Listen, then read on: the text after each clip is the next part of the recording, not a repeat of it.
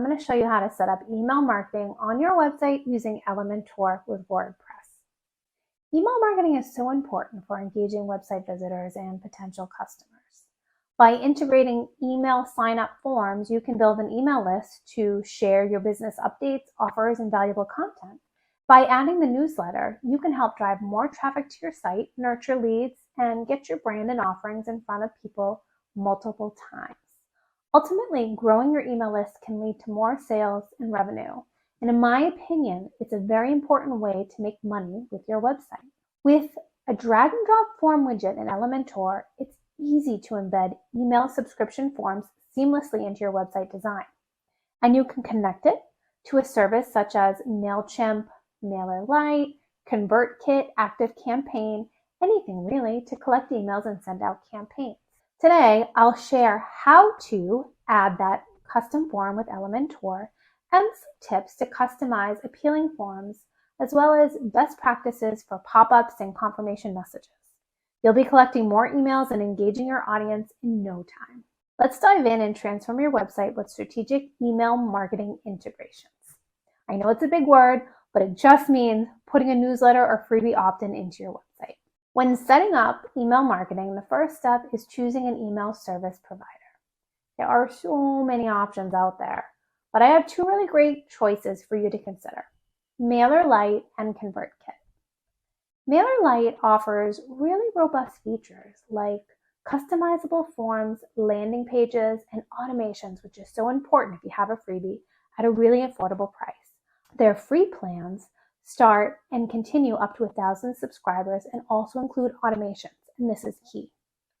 ConvertKit is another top option with excellent automation capabilities, and it definitely has a great starting plan for up to 1,000 subscribers and 3,000 emails per month on its paid plan.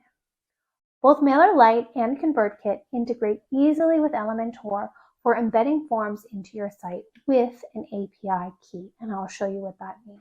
And both of these providers give you important analytics like your email open rate, your click-through rate, and therefore you'll know how to optimize your campaign.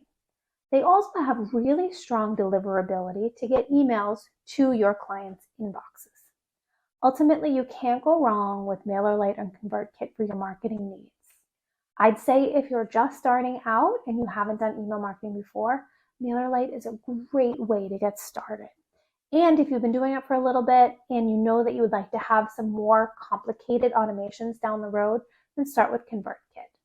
Choose the one that fits your budget and your featured requirements. Now let's dive into actually integrating the forms onto your Elementor website.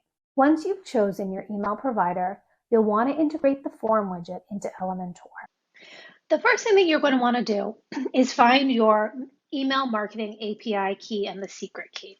In this example, I'm going to my ConvertKit because I use ConvertKit. If you're on MailerLite, you would do a similar process. You can Google how to find it.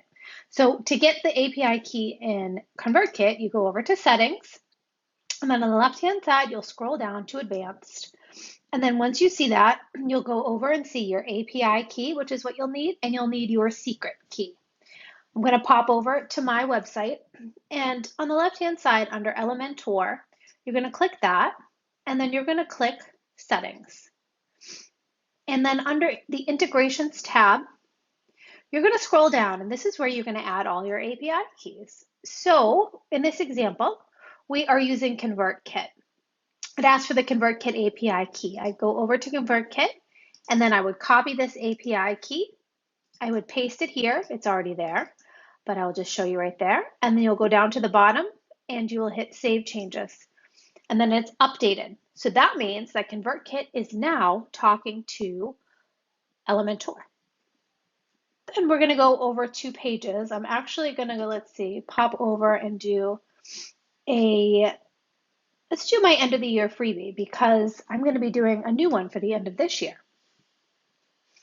And I'm opening that up for an example. And this is my sign up form.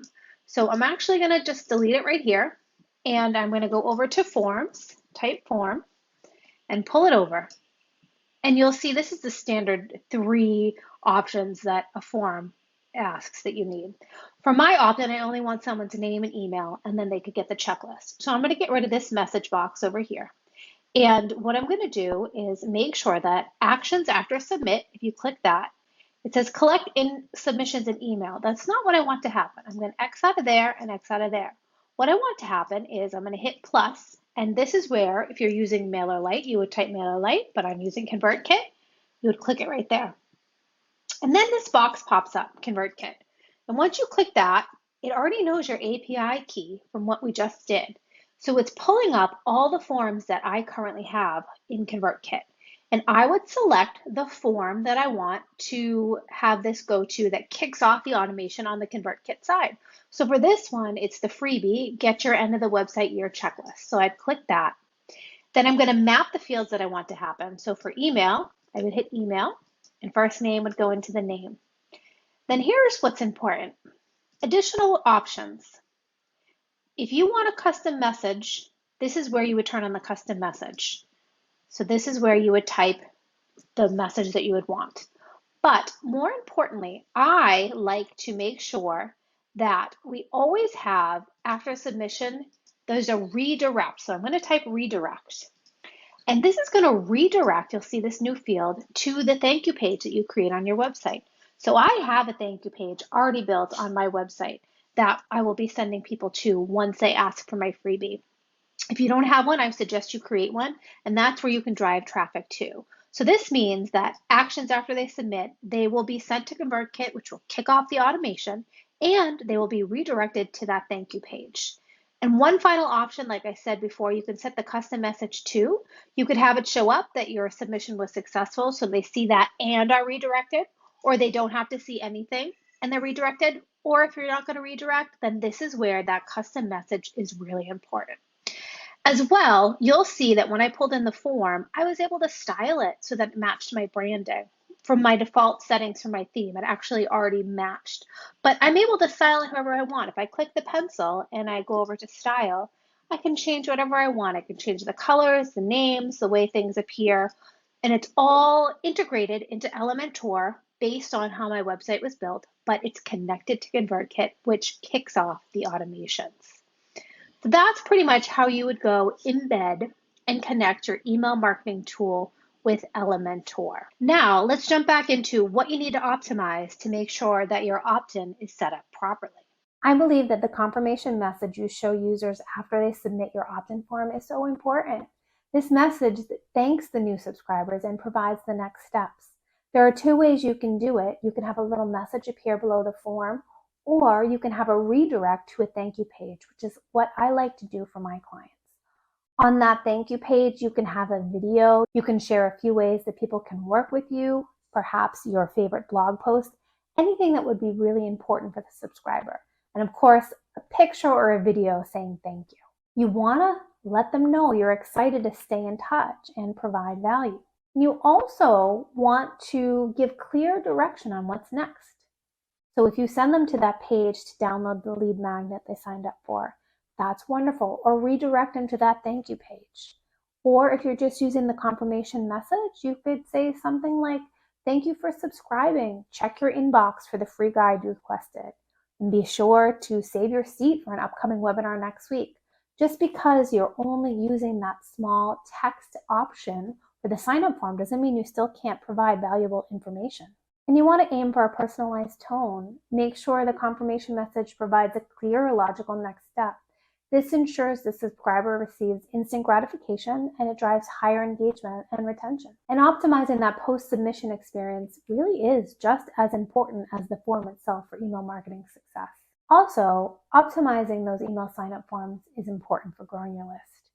Here are a few tips that really have helped me improve conversions for my clients. First thing you want to do is preview how your form looks on all devices. Since most people visit from mobile, you need to make sure that it's responsive, meaning it works well on all device sizes, tablet, phone. Check and make sure that it's readable. Then you might want to try out different layouts and styles with some A/B testing. Could a longer form do better than a shorter one? Play around, really see what works. You also want to kind of change things up with the confirmation message wording and links too. See what combination of copy gets most people to convert. And don't forget to check the metrics. You have a low opt-in rate, then review. Look at the copy, the incentives, the design.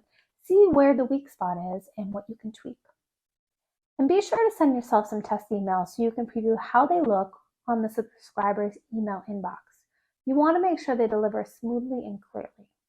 It's definitely an ongoing process and it takes time to evaluate and tweak, but testing now means more email subscribers in the long run. And there you go. That wraps up my guide on how to integrate email marketing with Elementor. I hope you feel equipped to boost that website email subscriber list and make your website shine today. I'd love to hear what you thought in the comments and stay tuned for the next video.